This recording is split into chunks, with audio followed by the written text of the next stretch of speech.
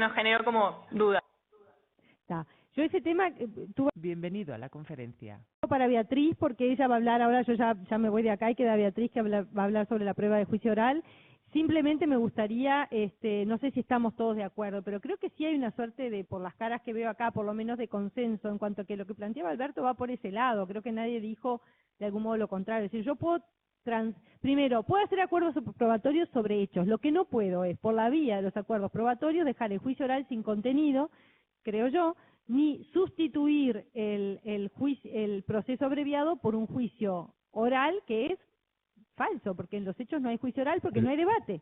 El ejemplo del planteo del caso, lo que para Beatriz se puede acordar sobre que disparó y bueno, se discutirá la legítima defensa, y para mí no, se tiene que probar que disparó también, aunque lo admita, digo, no tiene, para mí.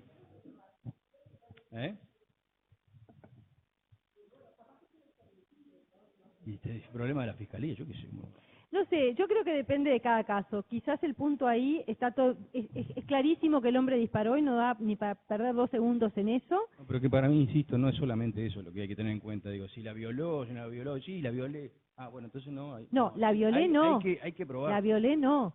Mantuve relaciones sexuales con él. La violé es un concepto jurídico. Ahí ya tampoco podés decir la violé. La penetré, yo qué sé. Bueno, pero no sé. Pero también ese hecho va a quedar de manifiesto en la audiencia, porque no nos olvidemos que hay alegatos de apertura donde ese hecho va a ser planteado, es un hecho no es un hecho acordado, esto y lo otro. Ya sé, Alberto, lo que tú planteas. Bueno, ponele que sea un hecho admitido, capaz. Bueno, pero lo que yo digo, no va a haber una prueba dirigida a que él disparó, que no quizás sé, no se el me acuerdo ocurre qué probatorio prueba. sea que el ¿Para qué disparo vas a probar? salió del arma tal que estaba en la mano de fulano. No sé, eso es un hecho. O no lo admitirás. Dependerá del caso concreto y habrá que ver si lo desneutraliza o no. Está bien. No, creo que es un tema... Está bien.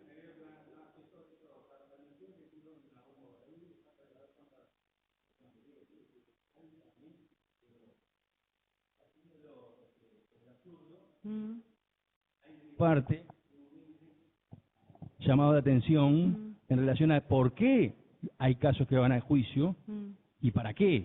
Y no es solamente para, porque esta pena es muy alta y bueno, igual hagamos poco trabajo, tengamos pocos testigos, etcétera, porque total no hay discusión sobre tales hechos. En el proceso penal anterior no era posible eso, y en el proceso penal actual hay para ciertos hechos una válvula de escape, pero no quiere decir que es una forma de eludir la necesidad de probar que tiene el juicio la Fiscalía.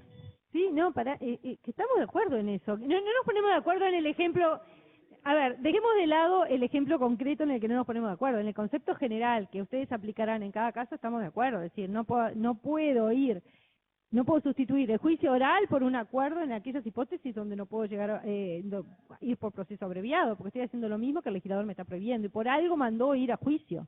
Y si mandó ir a juicio es por muchos motivos, pero uno de ellos es porque la gravedad del hecho amerita que sea juzgado públicamente. Entonces, sin duda, estamos de acuerdo en eso. No estamos de acuerdo quizás así, livianamente, sin mayor estudio, en el ejemplo concreto que se está planteando, y quizás no vale la pena insistir, porque podemos marear más con el ejemplo que con el concepto, que creo que sí está claro. Moción de orden. Yo, lo que pasa es que no tuve tiempo, quería hacer un relevo de la jurisprudencia que debe haber en otros países sobre este tema, ¿no? Es decir, casos, porque los casos son lo que te ilustran bien sobre dónde está el límite. Hablando en teoría más difícil. Casos, a ver, esto no, es decir, cómo es que se está manejando ese tipo de herramienta, ¿no? Es decir, y debe haber jurisprudencia a la mano, casuística. Yo creo que como... Sí, eso como norte, pero después para abajo... Como norte, y para bajarlo... hay matices en los que no estamos de acuerdo. Mientras no tengamos una jurisprudencia propia que nos pueda marcar un camino, quizás es bueno recurrir a la de los otros que ya la tienen. Sí, digo, obviamente no es para copiar, ya sabemos lo que pasa cuando copiamos. Nos marca un camino para tener una idea. Confirmado que la tesis de que el control de detención es cuestión ajena al juez cuando se le pide la orden de detención, y en todo caso después en la audiencia hará ese control. Si la defensa cuestiona la detención, es solución que viene de Colombia, donde fue muy criticada, y creo que también en Córdoba. Así que es alguien que leyó algún libro de Colombia y después aplica eso acá y se da de patadas con la regulación del artículo 15. O sea, yo no sé si la gente conoce el caso de lo que no sé si alguien entiende de lo que estás hablando. Ah, no, pero ayer Acá no eran los mismos, entendemos. claro. Perdón, Bueno, es por un caso que Alberto les va a relatar porque es rápidamente, porque si van a venir de tarde algunos, bueno, el asunto es así, en una detención, en una audiencia de formalización, la defensa cuestiona la orden de detención que dijo se dio sin haber sido fundada, motivada en nada. La orden de detención fue solicitada en estos términos, se pidió la detención de fulano y mengano con domicilio en tal lado, su allanamiento de los domicilios, se está investigando una rapiña, así, una rapiña, y ni fecha, ni lugar, ni nada. En el control, en la audiencia de formalización, el juez sostuvo que estaba bien como había dado la orden de detención, porque si hubiera reclamado algún tipo de motivación en el pedido, por mínimo que fuera, estaría contaminándose. Más allá de eso, que nos llamó la atención, porque la verdad que nunca lo habíamos escuchado, y indagamos, y bueno, hoy el origen de eso es trasladar algo que es una norma, o un sistema de otro sistema, de otro país, al nuestro, que llevó a decir que incluso el artículo 15 de la Constitución estaba vacío de contenido y otras cosas. Pero el asunto es que, más allá de eso, en la audiencia que se hizo el martes, de segunda instancia, hicimos lo que en definitiva debió ser el control de detención de la primera, es decir, preguntamos con la batuta de Graciela qué elementos tenía la Fiscalía cuando pidió la orden de detención.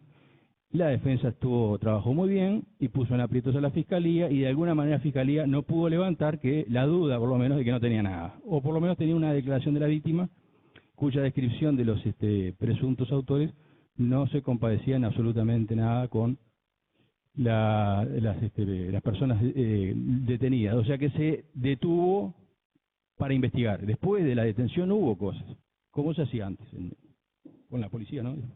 Pero digo, ahí se sostuvo, es decir, había una argumentación de Fiscalía y de juez en el sentido que no tenían que exigir ninguna motivación, ni mínima ni nada, porque eso se vería después en la audiencia. Ahora, y después en la audiencia, que yo esto lo consulté, por supuesto, como siempre. Esta vez no consulté a Jaime, pues ya que se quejó que no consulté. Pero a Cristian Riego, a Leonel González, y todo esto no, ya no es así. Y el Binder dice, esto es de Colombia. Muy criticado en Colombia, no sé si está vigente ahora, dice, pero fue muy criticado porque aparte no se ajusta al sistema. ¿Cómo no va a controlar el juez la privación por mínima fuera de la libertad de una persona? Tiene que darle el fiscal tiene que dar una motivación, salvo en los casos, en los lugares donde los fiscales detienen sin orden judicial, pero no es nuestro sistema. No sé por qué me vine con esto, pero bueno. Además, en este caso era todavía peor porque era no solo la detención, sino que se habían librado órdenes de allanamiento También, sin fundar, porque sin el fiscal dijo, quiero allanar la casa de fulano, mengano y sultano, allane.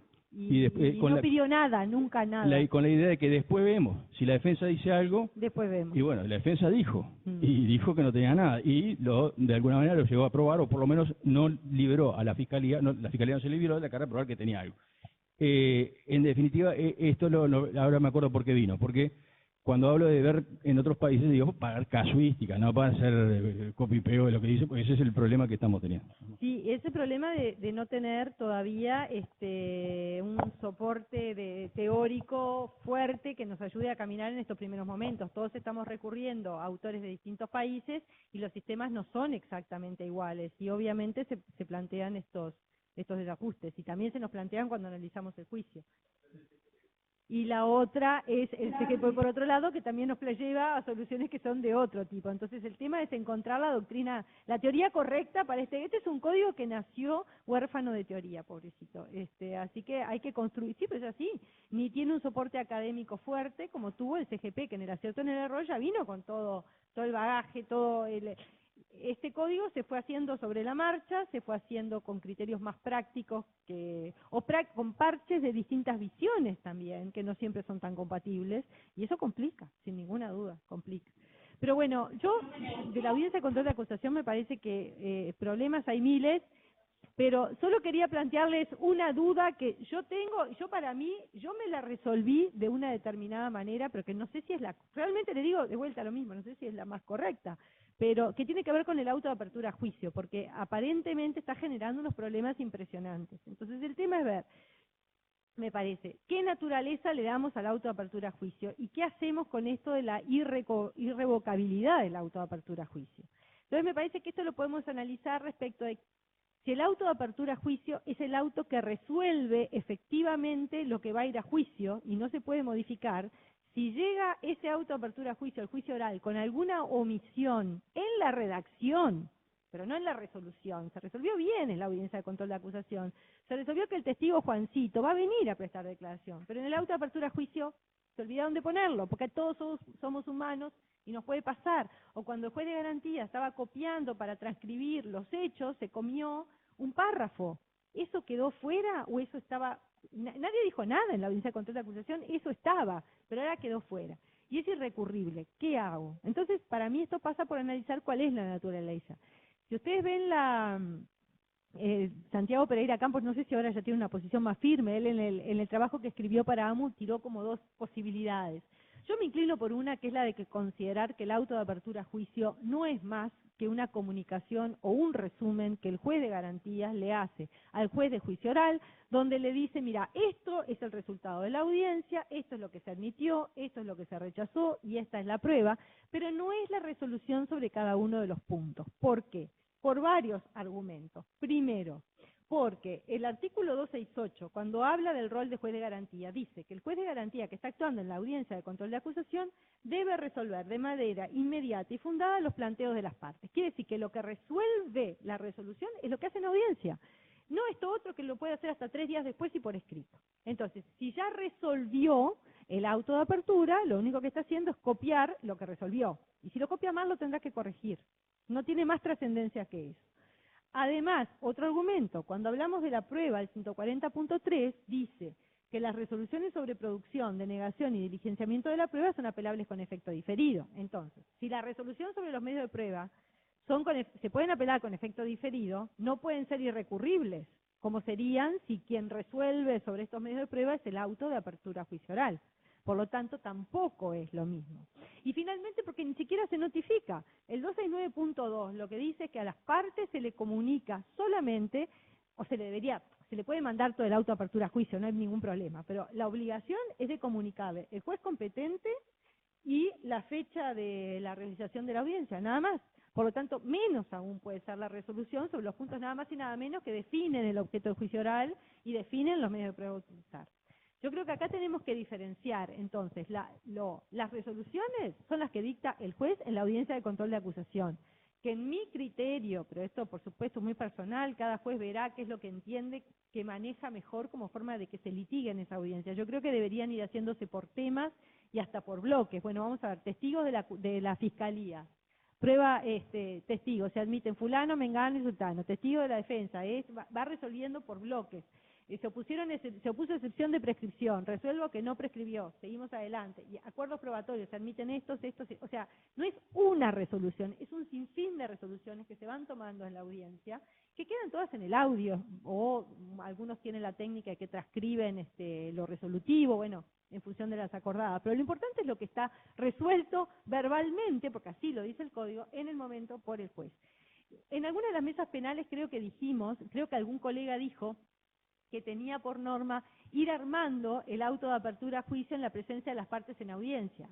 A mí no me parece mal, siempre y cuando tengamos en cuenta que lo que se resuelve es lo que se dice en la audiencia y cómo se lo dice. Como lo copié o lo copió el receptor, es accesorio. Si la erró y se comió una parte, es igual, pero había sido admitido, eso no puede quedar fuera. Entonces, si yo juez de juicio, llego al juicio y las partes me plantean que faltaba, hay 3 testigos que no, el fiscal, nos pasó, tenemos un caso que está a estudio, así que no voy a dar solución, pero hay un caso donde se dice, faltan testigos, o falta no sé qué prueba, y la defensa dice, no, como no está en el auto de apertura a juicio, y ese auto es irrecurrible, a esos testigos no pueden venir. Bueno, ¿qué hacemos? Si decimos que esa es la resolución, y sí, quedó fuera, precluyó, no puede apelar, pero si decimos que eso es un mero resumen, bueno, resumió mal. Vaya y fíjese en el audio, o le pregunto a las partes, señores, ¿es verdad? ¿Ese testigo había sido admitido? ¿Había sido admitido? Perfecto, tráigalo, no tengo ni que pedirle nada al juez de garantía, ni revocarlo, me parece que no hay ni que revocar el auto de apertura a juicio, ni nada, hay que aclarar con las partes qué es lo que se resolvió. Si con las partes no es posible, está el registro de audio, porque las partes se pueden haber confundido, pueden haber no entendido bien, se podrá ir en ese puntito al audio a ver qué es lo que se resolvió, porque el audio es lo que recoge lo que se resolvió y punto. Creo que esto no afecta a nada. No sé si alguno lo ve de otra manera, si no es gravísimo. Podemos recurrir, el principio general es la recurribilidad y lo que me da el programa del juicio. Cuando hacer el juicio no lo puedo recurrir, no tiene ningún sentido. No, yo creo que sí, lo que decíamos ayer, decía Santiago también, que claro, las resoluciones se van dictando en audiencia. Por eso me parece que sería bueno, aunque el código no lo diga, que el auto de apertura a juicio se notifique a las partes, porque si hay una omisión de ese tipo, se puede pedir al propio juez que al juez que dictó el auto de apertura a juicio por el 222 es del CGP, que hay un error material y que el mismo juez lo corrija y bueno, que ya salga bien para el juez de juicio. Por eso estaría bueno notificarlo de cualquier manera, aunque no lo diga. Es que en realidad para mí el código, al llamarlo auto de apertura a juicio, genera la confusión de la naturaleza. Si hubiera puesto relación de apertura a juicio o resumen de actuaciones que pasan a juicio, no habría ninguna duda, porque esto no es no está resolviendo nada, está transcribiendo. Es más, comete otro error el artículo, porque deja constancia de las resoluciones que fueron rechazadas. ¿Qué sentido tiene? Si yo no quiero, justamente, si yo las rechacé, es porque no quiero que vayan a juicio. Entonces no deberían estar allí. Solo debería, si en algún momento alguien plantea algo que fue rechazado, que la otra parte pueda saltar y se sabe que está ese registro, se controlará llegado el caso. Pero en realidad con la argumentación de las dos partes debería ser suficiente. Con partes que actúan de buena fe, si saben que además está todo registrado, no van a venir a decir, no, esto fue admitido, cuando basta tocar un botoncito para saber que fue rechazado. O sea, no tiene ningún sentido. En todo caso, al momento igual, esto me parece que sería de buena técnica, al momento de redactar el auto de apertura a juicio, ser bastante escuetos, que quede claro qué fue lo rechazado, pero no toda la argumentación, porque ahí sí podemos estar afectando la imparcialidad del juez de juicio, porque si yo excluí cosas porque no quería que el juez las viera, si se las pongo acá se las estoy mostrando, o sea, por un simple criterio de lógica. Graciela, en base a lo que habíamos estado hablando sobre lo que a mí se me planteó, era el problema que no figuraba cómo se iba a admitir, ¿te acuerdas? Cómo se iba a admitir la prueba. En definitiva, en todo momento en la audiencia no tuve ningún problema porque teniendo presente que son las partes, en definitiva, quienes tienen la carga de controlar y en su momento también pensé que si le damos esas si pensamos que esto no es una resolución, sino un resumen, una comunicación, de hecho, como parte de la doctrina la academia considera que los recursos de aclaración y ampliación no son recursos, también podría haber tenido la posibilidad de pedir una aclaración y ampliación, ¿o no? ¿No te parece? Si hubieran... Creo que yo voy más allá de eso. Para mí la autoapertura a juicio no es una resolución. Es un detalle, un relacionado, un memorándum, un informe, no sé qué nombre sería el adecuado. Es un resumen. Es el resumen donde el juez es como el relacionado para la visita de cárceles, por decir un disparate, pero yo lo pienso así, digo, yo lo que resolví en la audiencia. Como el juez que va a actuar en el juicio no estuvo en esa audiencia, yo le hago el resumen de, mirá, te admito esta acusación, te admití esto otro y te admití esto otro. Si al hacer ese resumen omití algo, pero estaba aprobado, bueno, me lo plantearán y lo aclararé, y si llega a juicio y se dan cuenta cuando están en el juicio, lo plantearán también. Me parece que debería funcionar así. Yo he tenido esta situación en varios casos.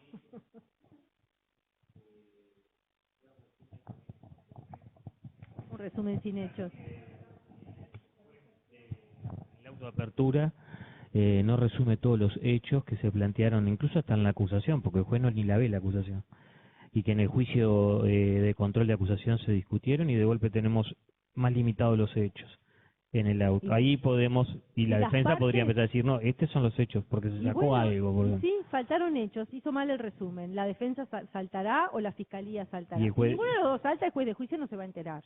El juez de juicio va a tener lo que las partes le digan, porque va a tener el alegato de las partes, el alegato de apertura... Por eso no solo la resolución, sino también todo lo que haya surgido de la audiencia de control no es ir a pedirle todo lo que surge de la audiencia, la defensa va a decir, faltó decir que cuando, no sé, mi cliente en realidad estaba vestido de amarillo y que que tenía un gorro o un pasamontañas y que no se le veía la cara. Entonces que ese hecho para mí es fundamental, porque después yo lo voy a usar para demostrar que los testigos no lo pudieron identificar y ese hecho no está.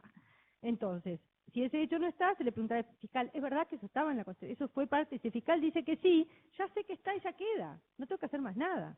Si el fiscal me dice, la verdad no me acuerdo. Bueno, vayamos al audio. A ver, chequen en el audio. Suspendo la audiencia 2 minutos, le pido a las dos partes si quiero, ni siquiera voy yo juez de juicio, le digo, chequen, vayan ustedes y chequen, y vuelven y me dicen. No lo hacen, Impecable. vayan ustedes y chequen. Impecable. Y si una parte me dice, mire, está diciendo que estaba con el gorro, pero de mala fe se hace el sordo, bueno, si no me queda otra, iré yo a escuchar ese puntito. Pero en general, con una argumentación adecuada, las partes no van a venir a mentirme, porque saben que está todo registrado. Las dos, vayan juntos a la oficina actuaria y chequen eso. Y ya está. Se soluciona así, vengan y me dicen, ¿y? Sí, estaba. Ya está. Claro, si lo hubiera visto antes, quizás lo hubieran planteado al juez de garantía para que eleve bien eso. Pero a veces se ve cuando está sobre el momento. No sé. Me parece que por ese lado podemos ser que pensar en unas preclusiones para oportunidad de plantear cosas ante una resolución que es irrecurrible. Y yo creo que el fundamento de que es irrecurrible es este justamente. ¿Por qué es irrecurrible? Porque no es una resolución, porque no resuelve nada. Porque yo no voy a estar, porque si si este resumen fuera recurrible, el debate del juicio se adelanta a esa etapa. Claramente se adelantaría esa etapa, antes del juicio. Entonces llegaría al tribunal para resolver cosas en abstracto, porque si yo saco este hecho, si yo saco este otro, a ver cómo lo planteé, de esa manera voy achicando la eventual posibilidad de condena, si incorporo esto o lo otro. Entonces me parece que es saludable que no sea recurrible, pero entendiéndolo como que en realidad no es recurrible porque es un resumen. Está lo que está en la audiencia, que se apelará según la naturaleza de la resolución que corresponda. Si es sobre prueba con efecto diferido, si es porque excluyó un hecho, habrá que ver qué efecto se le da, si es suspensivo, no suspensivo, en fin, se verá, ¿no? Y ahora, no sé, la dejamos a Beatriz, porque si no le como todo el tiempo a...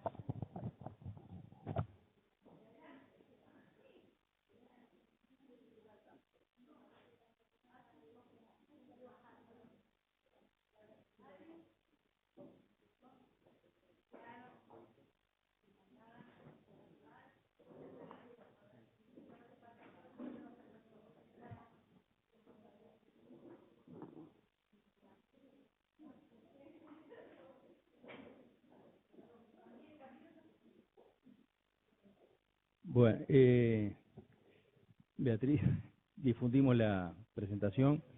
Era un poco previsible que no nos diera porque los dos temas eran tremendamente interesantes y había un interés también de nuestra visitante en conocernos, intercambiar algo mínimamente como comienzo de un conocimiento más, una actividad de intercambio eventualmente más intensa.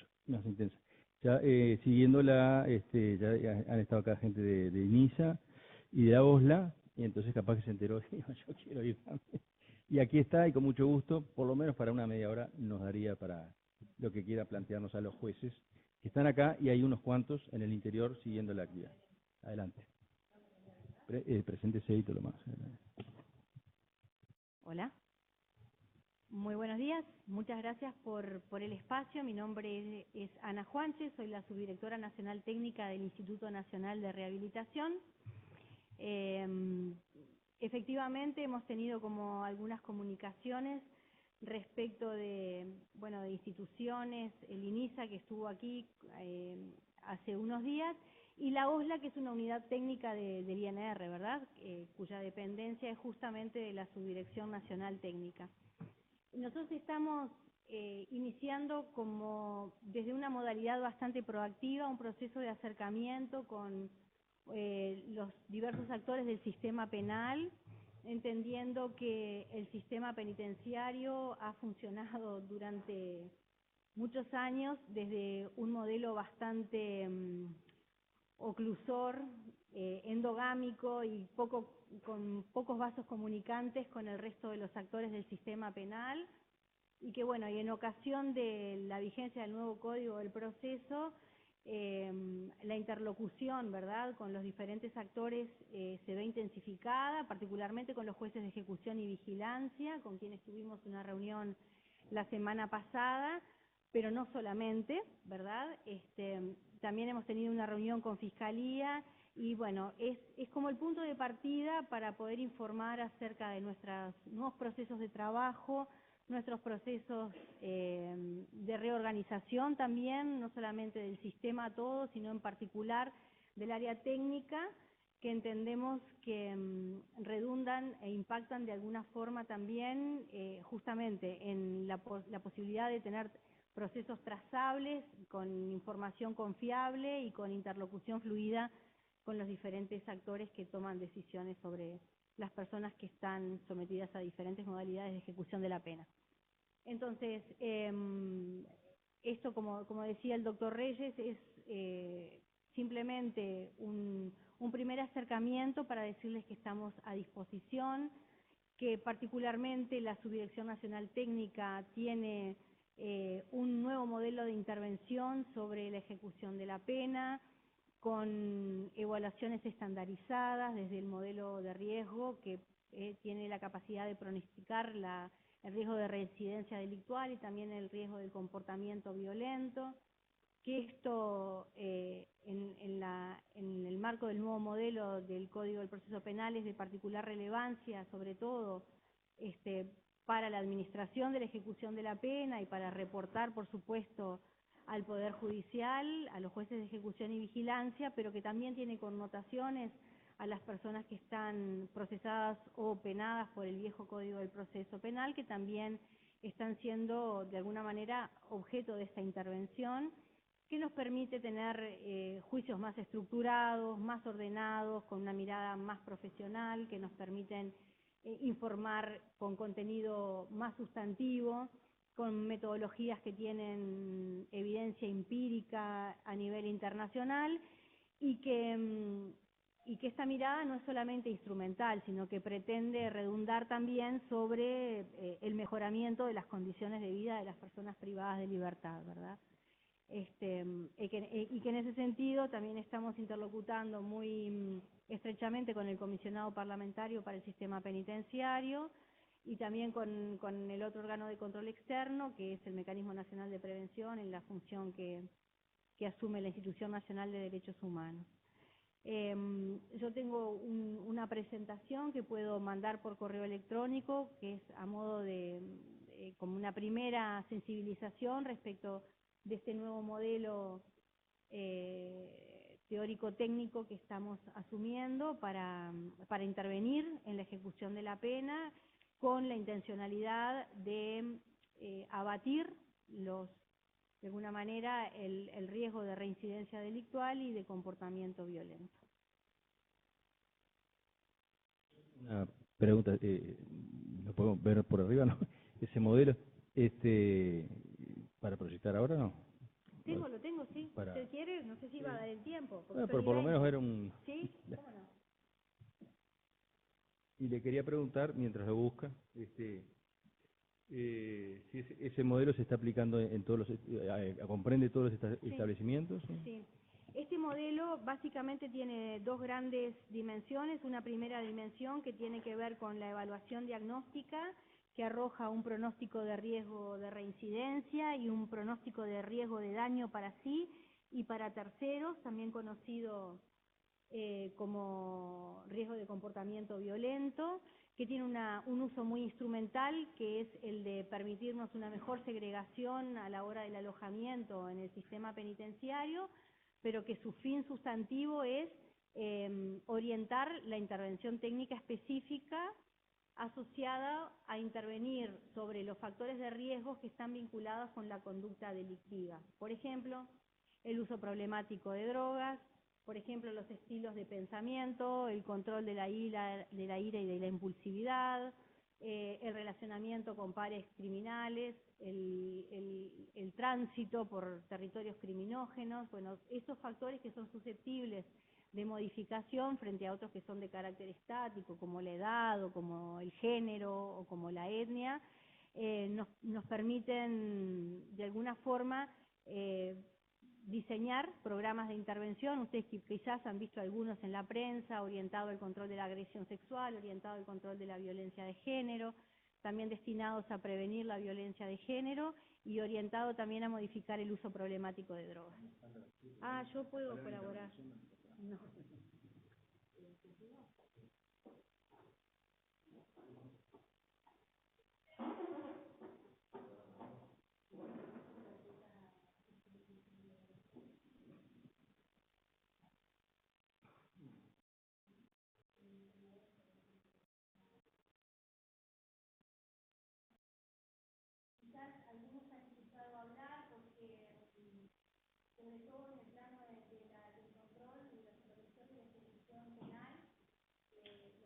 Ya está bastante difundida.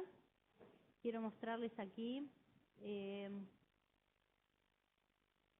La herramienta de evaluación se llama OASIS 2.0, es una adaptación de una herramienta de evaluación de riesgo delictual y pronóstico de daño que ha sido diseñada por el gobierno inglés y que adaptó el gobierno chileno, y que nosotros luego de más de 1.500 aplicaciones también adaptamos al contexto uruguayo para poder ponderar adecuadamente los factores asociados al delito en Chile. Hoy por hoy, usted me preguntaba, esa herramienta se aplica al ingreso preceptivamente a partir del 1 de enero en todo el área metropolitana a través del Centro de Ingreso, Diagnóstico y Derivación, y en las unidades penitenciarias del interior del país. Esa herramienta nos permite clasificar a las personas privadas de libertad conforme a su riesgo de reincidencia y de riesgo de daño, pero fundamentalmente nos permita derivarlos a programas de trato y tratamiento. Es decir, estamos de alguna manera como controvirtiendo un poco el modelo tradicional correccional de que las personas se rehabilitan a través de la educación y el trabajo, y nosotros decimos que sí, pero no solamente, que esto es una condición necesaria, pero no suficiente para modificar justamente algunos de los factores asociados al riesgo de delito. Entonces, sobre esas conductas asociadas al delito es con las que trabajamos, a través de programas que son estructurados. Y bueno, ahí ustedes van a ver que está todo desarrollado y básicamente nosotros complementamos esta herramienta que es de uso universal, ¿sí?, para todas las personas infractoras de ley. También lo estamos utilizando en la Oficina de Supervisión de la Libertad Asistida para el diagnóstico y para el seguimiento, sobre todo de las libertades vigiladas y las libertades vigiladas intensivas. Y utilizamos además otras herramientas complementarias para evaluar riesgos de reincidencia en conductas tipificadas como delitos y asociadas a la agresión sexual, a la agresión de género y a los autores y a las autorías de delitos específicamente violentos, ¿no? Para eso, sí. Sí, claro.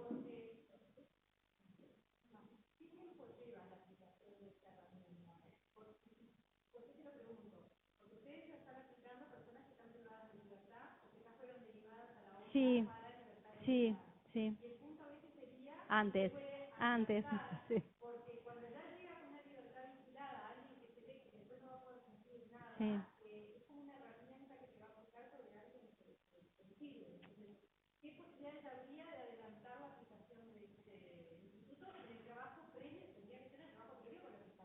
Sí.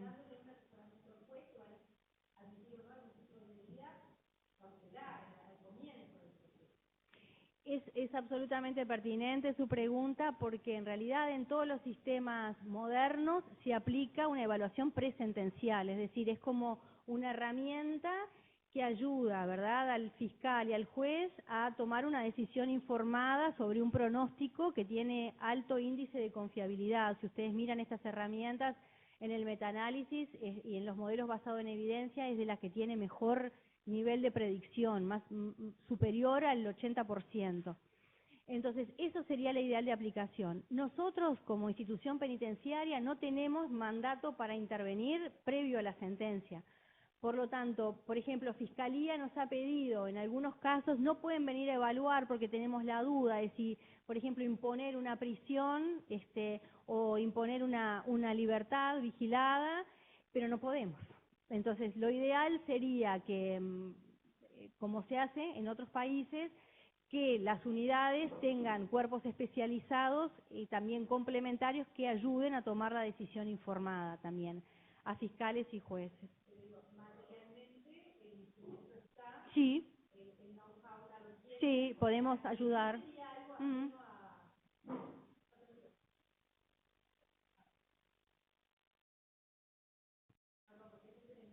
Sí, claro, por supuesto. El know-how está, el instrumento está, o sea que sería un tema de instrumentarlo. Sí, y ¿quién lo nosotros- haría Sí. y cómo lo coordinaría? Sí, Nada más. exactamente. Hemos tenido algunas aproximaciones con Fiscalía. Nosotros ahora estamos capacitando, por ejemplo, a los equipos técnicos de INISA en la herramienta homóloga para ellos. Esto se llama OASIS, por su sigla en el inglés, que básicamente es Sistema de Evaluación de Ofensores. La herramienta para adolescentes se llama ASET, que es lo mismo, pero para adolescentes. Estamos capacitando en este momento a los técnicos del sistema de inclusión social adolescente y perfectamente podemos tener diálogos y podemos orientarnos también en asesorar en quiénes son los organismos iniciales que nos capacitaron a nosotros, colaborar con la herramienta, absolutamente a disposición. Pregunta. Acá desde Carmelo. Hola, soy la doctora Bettina Dutter, mucho gusto. Encantada, Bettina. Es para hacerte una pregunta. Cuando estuvo la OSLA, yo hice la misma pregunta, pero a mí, por ejemplo, me gustaría, cuando condeno a una persona por un delito sexual, aplicar una pena, pero también la posibilidad de sustituir por una libertad vigilada intensiva. Y si bien, o por una libertad vigilada, depende del monto de la pena. Y si bien tanto la ley 19.446 en un acápite nos habla de un tratamiento contra la violencia o contra la violencia sexual, y para el caso de no agresores sexuales, sino para aquellos casos de repente donde son delitos pequeños, personas que no tienen dinero o que no porque son consumidores, sino que cometen hurtos para sobrevivir. Acá cuando dice el ejercicio de una profesión u oficio, la representante de la OSLA me decía que esto como que no está instrumentado que se le brinde trabajo a nadie o que se le pueda brindar. Eso es más de la DINALI y tampoco habrían, digamos, como posibilidades. Desde el interior, para el caso de agresores sexuales y para el caso de este tipo de delito que en realidad son los pobres o los que con menos posibilidades tienen, los que están por un delito menor y que no tienen trabajo y que salen y vuelven a delinquir, y que no tienen trabajo y que salen y vuelven a delinquir. ¿Se está elaborando algún plan para que nosotros, por ejemplo, desde el interior podemos mandar a algún agresor sexual a algún lugar como parte de la pena en Montevideo o donde sea, y para que los que no tienen trabajo y le podamos decir que ejerzan una profesión o oficio, que se les brinde algún trabajo? Esa es la pregunta. Perdóname si es mucho y no escuché lo que preguntaron antes y se incluyó. Gracias. No, por favor, doctora. Con mucho gusto respondemos. La pregunta tiene como dos dimensiones. La primera tiene que ver concretamente con la disponibilidad o con la oferta de un programa de control de la agresión sexual o de tratamiento de la violencia sexual para ofensores del interior del país, si usted quisiera disponer una medida sustitutiva de la prisión, ¿verdad? Eso está en etapa inicial porque sí existe para las personas que están privadas de libertad y estamos intentando replicarlo para el medio libre. Sin embargo, nosotros tenemos una gran carencia y es que la OSLA todavía está centralizada en Montevideo y no tiene la posibilidad de descentralizar su oferta tratamental al interior del país, porque eso podría tener, depende de la persona, pero podría traer aparejada otras dificultades asociadas, como el traslado, como la regularidad de la participación en el programa, etcétera, etcétera. Lo que sí estamos tratando es de tejer como una red de instituciones vinculadas a la salud mental y al tratamiento individual que puedan dar respuesta, aunque sean privadas. Lo que nosotros tenemos programado para con la OSLA, que reitero es una unidad técnica de la Subdirección Nacional Técnica del INR, lo que tenemos programado es que para junio del año que viene nosotros vamos a tener un mapeo de recursos en materia de tratamiento georreferenciado en todo el país, con los cuales nos proponemos conveniar con el propósito justamente, de alguna manera podría ser como de tercerizar el tratamiento en agentes, digamos, no estatales, que pueden ser perfectamente asociados, y que eso amplifica la posibilidad de la respuesta y la oferta, no solamente para los delitos sexuales, sino también, como usted decía, para estos delitos menores o vinculados a la propiedad, las tentativas de hurto, los hurtos, que son predominantes y que nosotros básicamente tratamos con unos programas que le llamamos transversales de pensamiento prosocial, que estos sí estamos tratando de multiplicarlos en el interior del país con una modalidad extramuro, por ejemplo, que sean los mismos equipos técnicos de las unidades penitenciarias del interior del país que tengan una oferta en el afuera. Porque en realidad lo de la respuesta de la DINALI es parcial. En estricto senso no es competencia de la DINALI ocuparse de las libertades vigiladas ni de las libertades vigiladas intensivas, tiene su ámbito de actuación en las personas liberadas.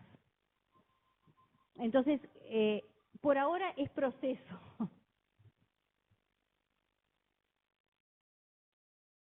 Gracias. Precisa. ¿Qué necesita en ese proceso? Necesitamos de ustedes, necesitamos, por ejemplo, la colaboración. Primero que nada,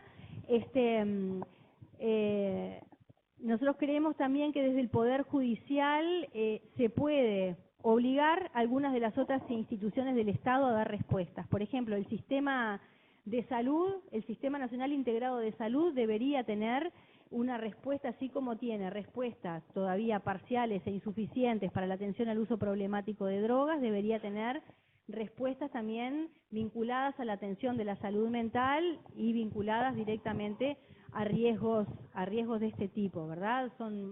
No todas son terapias individuales, generalmente son dispositivos cognitivo-conductuales que son de abordaje grupal con focalización individual, o sea que costo-beneficio, la relación es muy buena. Sí, ahí lo que pasa es que estaríamos hablando de alguna coordinación institucional, ¿no? Sí. Porque la decisión de un juez, ya Sí. sabes, tenemos experiencia, y varias con lo que pasa cuando se intenta que una institución de asistencia médica haga algo respecto de una persona que envía el juez, y en el interior también, bueno, acá también, es complicado. Es decir, y esa coordinación institucional, que yo sepa, no existe, ¿no? Y también me parece que una cuestión que nos va a ayudar a nosotros, sobre todo en lo que tiene que ver con poder probar también la necesidad de refuerzos presupuestales y de poder fortalecer un sistema, porque en realidad un sistema de medidas alternativas se vuelve vigoroso si tiene, ¿verdad?, un sustento, no solamente de recursos, de cantidad de recursos, sino también de recursos técnicos sólidos. Y además, a mí me parece que acá hay una cosa, desde el punto de vista de los derechos, principio de igualdad y no discriminación, no tiene las mismas posibilidades una persona, ¿verdad?, infractora de ley en el área metropolitana que en el interior de la República. Entonces la oferta tendría que estar disponible en todo el territorio nacional, que hoy no lo está. Y para eso necesitamos también que en las sentencias empiecen a aparecer estas obligaciones, ¿no? En la medida que aparecen estas obligaciones, nosotros nos vemos mandatados a construir la respuesta, y en ese sentido es que estamos trabajando. ¿Con Fiscalía? También. El motor, el impulsor de estas obligaciones, en realidad en el sistema actual sería la Fiscalía, ¿no? Y o los fiscales. Bueno. Me parece que un buen recurso podría ser capaz que pensar en una instancia tripartita de diálogo, ¿sí?, y ver cómo conocernos, ver, ¿no?, cuáles son las principales preocupaciones, cuáles son los nudos gordianos que ustedes están identificando ahora, cuáles son desde su punto de vista nuestras grandes debilidades y dónde no ven un correlato, porque también es cierto que la OSLA nos dice, bueno, los jueces no confían, ¿no?, ¿verdad?, en el sistema, no tenemos la suficiente capacidad de supervisión, no tenemos suficiente oferta para animar el plan de intervención individual que exige la libertad vigilada intensiva. Bueno, todo eso tenemos que intensificarlo también. A nosotros nos parece que en el diálogo tripartito y en la construcción de soluciones conjuntas.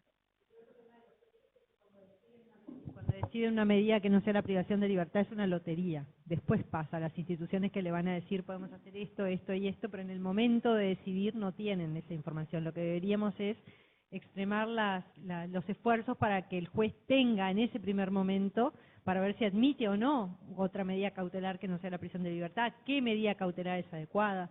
Eso sería lo fundamental y aparentemente es posible. Va a haber que instar ese diálogo.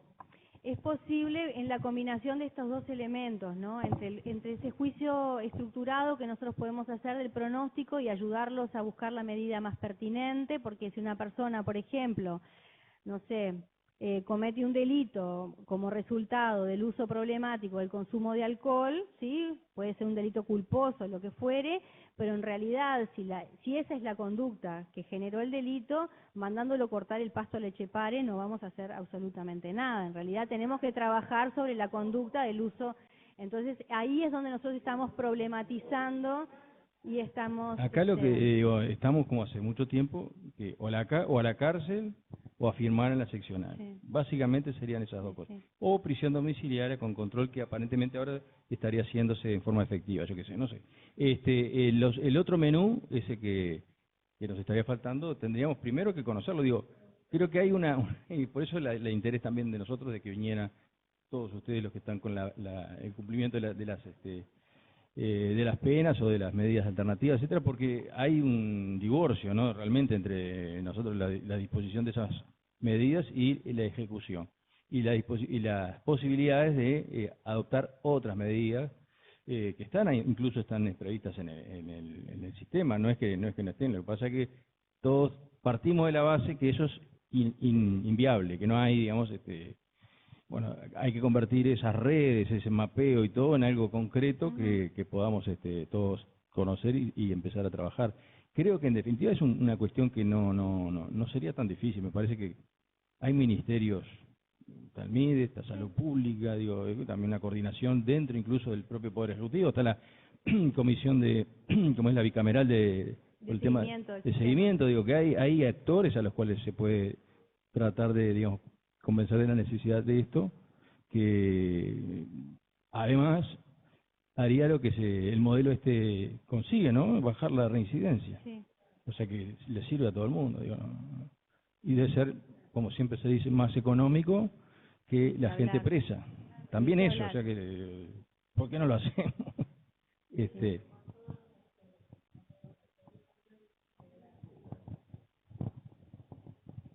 Ana, uno de los puntos que nos planteamos en Costa Rica cuando estuvimos hace 2 meses fue la situación de personas privadas de libertad en situación de discapacidad. Y lo estamos detectando en el momento de las formalizaciones. Y en la mayoría de los casos sabemos que no tenemos otras herramientas que plantearle al centro de diagnóstico que va en tales situaciones. Sí. Por otra parte, tampoco tenemos otras salidas desde el momento que se nos argumentó adecuadamente la medida cautelar de prisión preventiva, no había otra alternativa, por lo menos se conjuró la posibilidad de una suerte de situación alternativa para esa persona y en definitiva nos encontramos con la inocuidad del sistema para albergar a una persona con discapacidad intramuros. Lo hemos trabajado también desde las políticas transversales del MIDES, pero siempre en el ámbito de la discusión y no hemos logrado tener políticas de acción. Desde tu institución, ¿se sugiere al Poder Judicial a la hora de resolver esa medida alguna alternativa, alguna política de acción que podamos tener en cuenta como otro elemento a eventualmente tener presente a la hora de la decisión?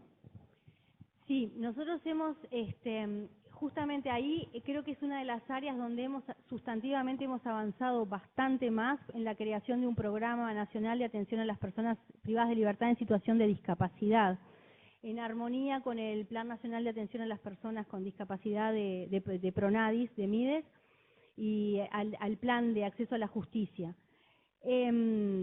Tenemos un equipo especializado que detecta tempranamente y complementariamente cuando viene la persona informada, cuando se nos informa, detecta y se aplican básicamente diferentes escalas también para mirar los niveles de discapacidad, el tipo de discapacidad y los niveles de dependencia que eso genera.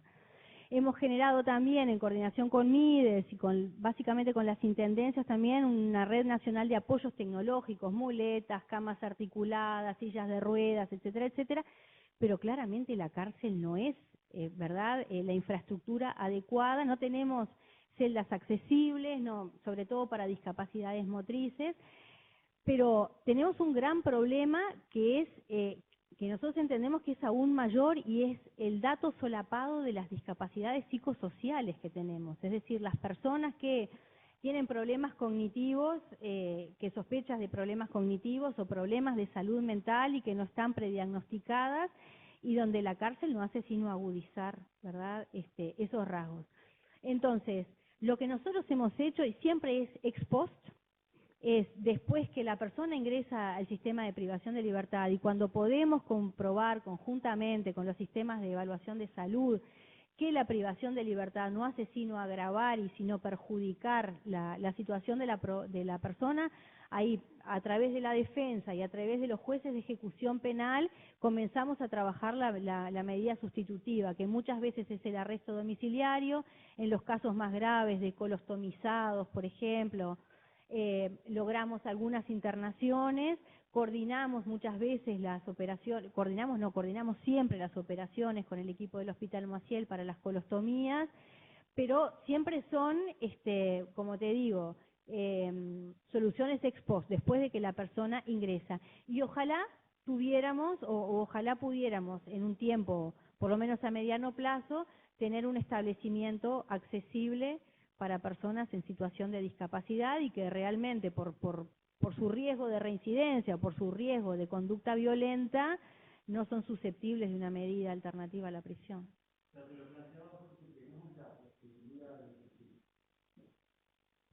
Aun cuando sea ex post, tenemos la posibilidad de sustituir la medida cautelar, entonces ahí ponderaríamos esos otros elementos, ¿verdad? Una vez que fue institucionalizado incluso, la defensa puede manejar estas instancias para la modificación de la medida cautelar. Y ahí me parece que la pista es eso, que tenemos equipos especializados que han sido formados especialmente en la detección y también en la predicción también del pronóstico de riesgo con la vulnerabilidad de la situación de discapacidad, que pueden colaborar en esto también, en tener un juicio un poco más informado y en cómo la discapacidad incide o no en su conducta delictual.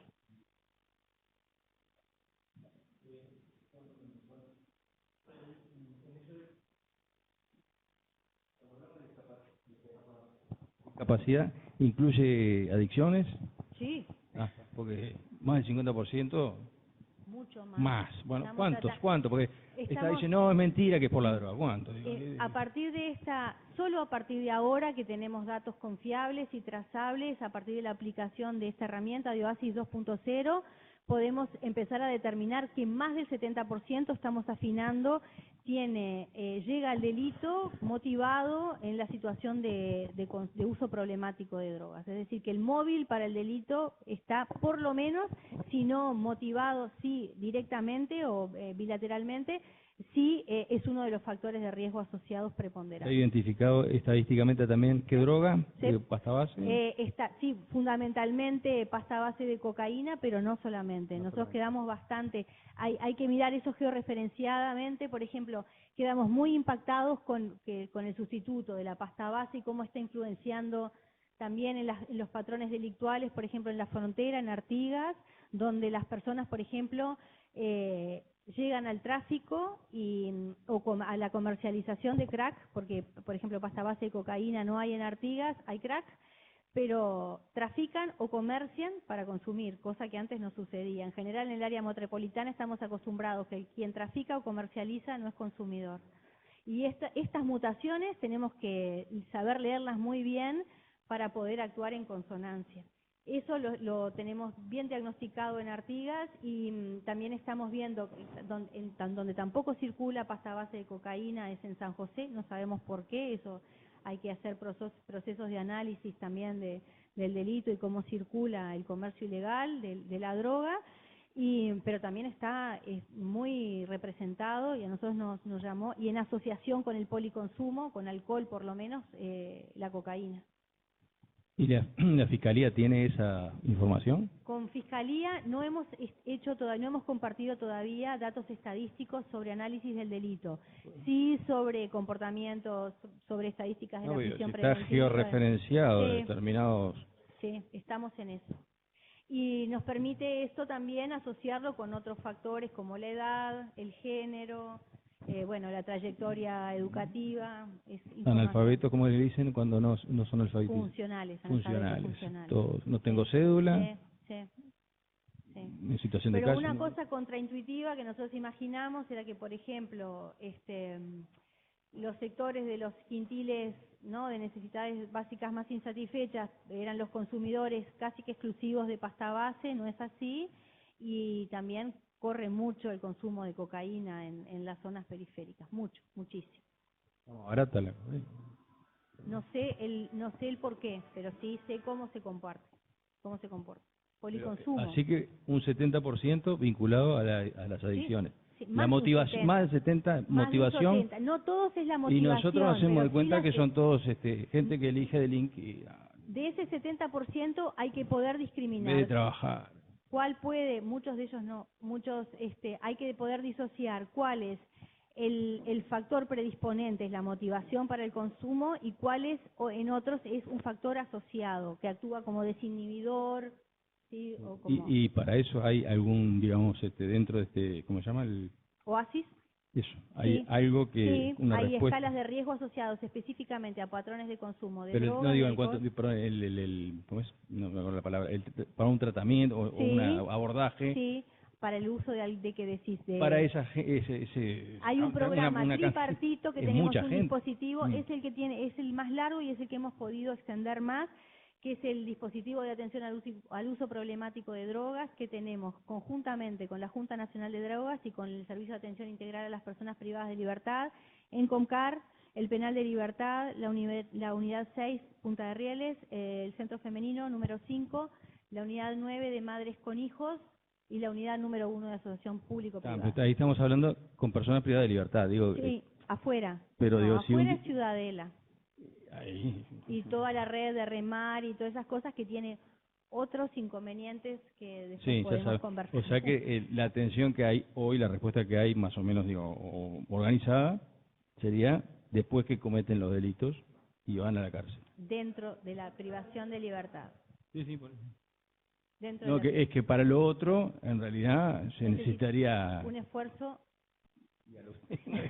un esfuerzo mayúsculo en términos presupuestales y también en términos de voluntad, porque en primer lugar nosotros tenemos como un proyecto de descentralización de la OSLA en 4 regiones, de aquí al próximo presupuesto por lo menos, en 4 oficinas regionales que permitan tener respuesta no solamente de supervisión y vigilancia, sino de tratamiento en 4 regiones, que va a ser progresiva y que ya les adelanto que lo más probable por el índice de delito que la primera sea en el litoral, Salto, Paysandú, Río Negro, Soriano.